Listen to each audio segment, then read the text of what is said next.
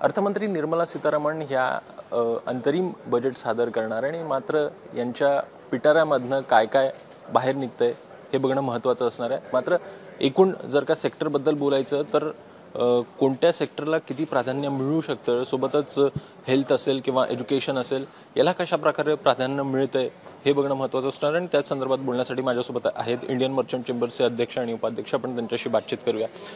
Sumayya sir, तुमच्यापासून सुरू करतो। कसं बघता आहे नेमकं हंगामी बजेट आहे, मोठ्या घोषणा नसणार आहे, मात्र ज्या सध्याच्या योजना आहेत त्याच्यामध्ये जी एज्युकेशन सेक्टर आहे त्यामध्ये काय काय असू शकतं? मला असं वाटतं हा इंटरिम बजेट आहे आणि सरकारने मागच्या 10 वर्षात आणि 5 वर्षात काय केलं आणि पुढच्या 5 वर्षात काय करायचं आहे त्याच्यावर आम्हाला असं वाटतं की अनाउन्समेंट येणार। आता आपली भारतात लोकसंख्यामध्ये तरुण लोकांचं खूपच आहेत आणि सरकाराचं जोर इन्फ्रास्ट्रक्चरवर आहे किंवा आता पाहूया तर ॲग्रिकल्चर क्षेत्रात आहे, स्पेस म्हणजे अंतरिक्षमध्ये पण आहे हे आणि मॅन्युफॅक्चरिंगमध्ये पण जोर आहे। आता सरकाराला हे सर्व करायचं असेल तर आपली जी तरुण संख्या आहे त्याला कसं त्याचं स्किल डेव्हलपमेंट करावं, त्याचं कसं तयार करावं। मला असं वाटतं की तिथं स्किल डेव्हलपमेंटवर किंवा स्टार्टअपवर दोघांवर सरकाराचं काहीतरी, नाहीतर हे सर्व तुम्ही तयार करणार, इन्फ्रास्ट्रक्चर करणार, मॅन्युफॅक्चरिंग करणार, तर लोक त्याच्यामध्ये आले नाही, स्किल झाले नाही, तर मग भारताला पुढं घेऊन जायचं असेल तर स्किल डेव्हलपमेंटवर थोडा जोर येणारच। तुम्ही स्किल डेव्हलपमेंट बद्दल बोलताय, पण दुसरीकडे बघायचं तर रोजगार मोठ्या प्रमाणात देण्याचा प्रयत्न सरकारकडनं होतो आहे। अनेक कंपन्या ज्या आहेत, स्टार्टअप कंपन्या, त्या येऊ पाहतात, मात्र एक एन्व्हायरमेंट म्हणतात तसं एक एन्व्हायरमेंट दिसत नाही असा एक आरोप जो आहे तो होताना दिसतोय। म्हणजे उदाहरण घ्यायचं तर पेटीएम संदर्भात काल जो निर्णय आला, RBI कडनं निर्णय घेतला गेला, मात्र त्या निर्णयासंदर्भात तुम्ही कसं प्रकारे बघता आहेत? एकूण फिनटेक असेल किंवा मग ते वातावरण कशा प्रकारे बघता याच्याकडे? माझं थोडं मी काय म्हणतो बर्ड्स आय व्ह्यू मी सांगतो। आता तुम्ही पाहतात की जगात जिओपॉलिटिकल टेन्शन्स खूप आहेत। 2 वर्षा पहिलं आपण ते पॅन्डेमिक होतं आपलं, तरीसुद्धा भारताची अर्थव्यवस्था आत्तासुद्धा मजबूत आहे। 6.5% त्याचं ग्रोथ आहे। अर्थव्यवस्था आता 5व्या स्तरावर आहेत आणि याचं थोड्या वर्षात 3-3 स्तरावर येणार। तर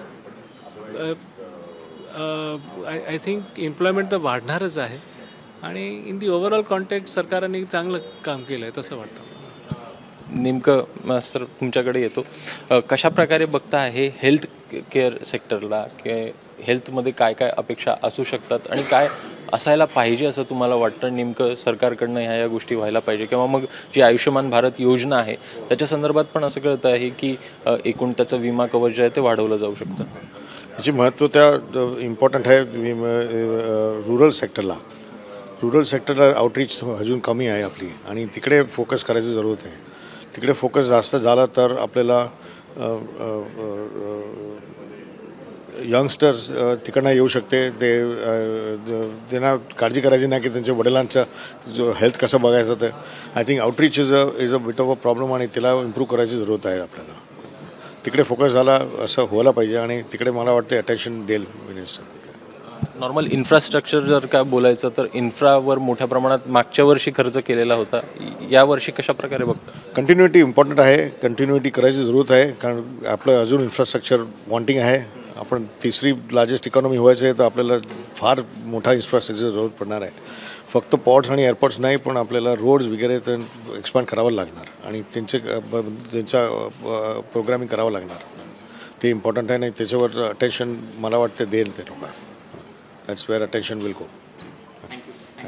तर नेमकं बघायचं तर इन्फ्रास्ट्रक्चर संदर्भात कंटिन्युटी असेल किंवा मग जसं सरांनी सांगितलं की एकूण ह्या मध्ये योजना जरी का नसल्या तरी त्याच्यामध्ये मोठ्या प्रमाणात ज्या अर्थ आहे, बजेट आहे, ते देखील त्याचं आवंटन व्हायला पाहिजे अशा प्रकारच्या जी प्रतिक्रिया आहे ती दोघांकडनंही व्यक्त करताना पाहायला मिळत आहे। कॅमेरामॅन अजित कदमसह अभिषेक मुराळ, ABP माझा, मुंबई।